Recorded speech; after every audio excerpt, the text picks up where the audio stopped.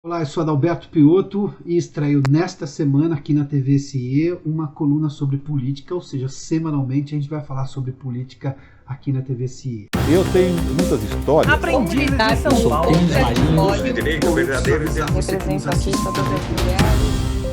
Bom, e se me permitem, nesta primeira coluna eu queria falar de política de forma contextual de um assunto que nos é muito caro, a Constituição de 88. Mas antes eu preciso contar uma história. Aos 14 anos eu li no Jornal de Piracicaba, num sábado de manhã.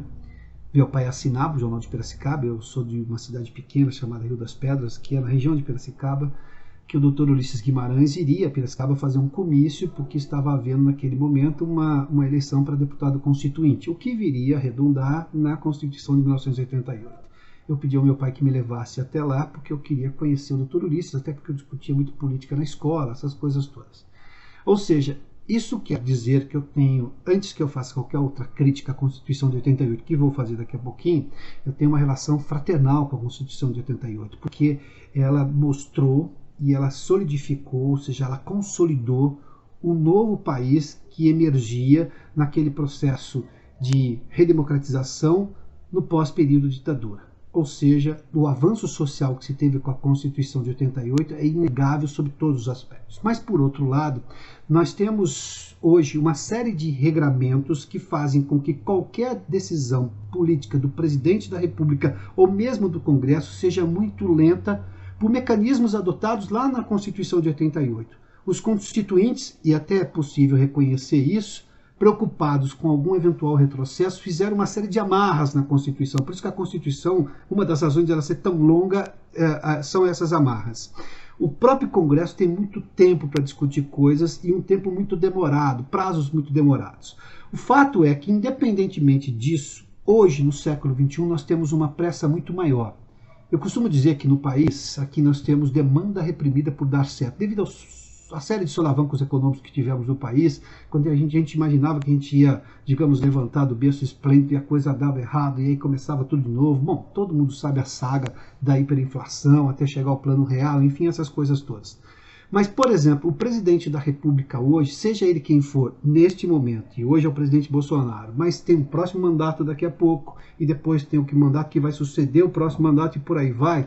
Este presidente, dadas as amarras constitucionais, tem hoje muito pouca liberdade para administrar o país. O próprio Congresso tem trâmites extremamente longos. Qualquer decisão congressual precisa de uma série de acordos com todos os líderes, em que os acordos são renovados a cada turno de votação, para se ter uma ideia, numa reforma constitucional, além das comissões e prazos legais para o andamento de uma reforma constitucional, como foi na trabalhista, depois na previdenciária, agora recentemente no ano passado. Ou seja, tudo isso leva um tempo danado e negociação política a cada turno de votação. O país já não suporta mais isso, porque nós, como brasileiros, dada essa demanda reprimida por dar certo, temos pressa. Daí é necessário entender que se a Constituição de 88, o que é um fato, foi um avanço do ponto de vista social, de consolidação daquele novo país que surgia no pós-ditadura, nos anos 80, ela também fez uma série de amarras que hoje impedem que o país seja mais ágil diante das demandas extremamente diligentes e iminentes que nós sofremos no dia a dia, o que é natural. A vida ficou mais rápida agora. Só que a Constituição, por esse ponto de vista, se ela não está obsoleta, ela mantém amarras que nos fazem andar muito devagar, apesar da demanda nossa ser por mais pressa, mais diligência, mais rapidez na discussão de todas as causas brasileiras.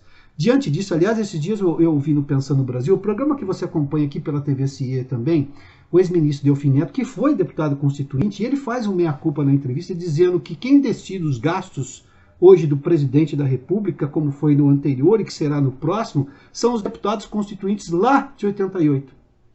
O que não faz mais sentido, convenhamos.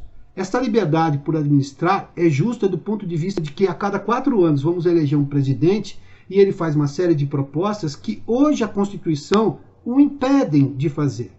As leis constitucionais impedem este presidente, seja quem for, de tomar uma série de medidas, porque ele tem limitação orçamentária, dinheiro carimbado, dinheiro para fundo, além do gasto gigantesco com o gasto fixo, ou seja, o gasto de funcionalismo, que é muito grande, por isso essa discussão agora de reforma administrativa, que por alguns, eu também acho que ela está um pouco tímida, mas enfim, já é alguma reforma, pelo menos essa discussão, mas vai passar pelo Congresso e pode ser aprimorada.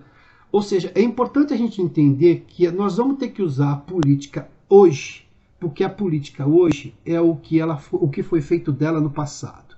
E a política no futuro será o que estivermos fazendo hoje. Não é uma questão meramente semântica de tempo verbal, não.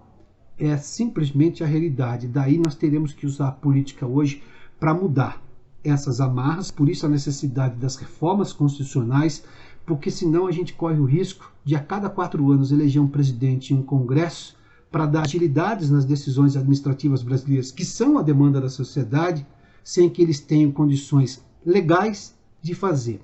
Ou seja, é preciso avançar nisso. Bom, toda semana a gente vai discutir sobre política, não só dessa forma contextual como fiz hoje, um pouco de resgate do passado, mas também do dia a dia da política no Brasil. Até semana que vem. Eu tenho muitas histórias. Aprendi em São Paulo. Represento aqui todas as mulheres.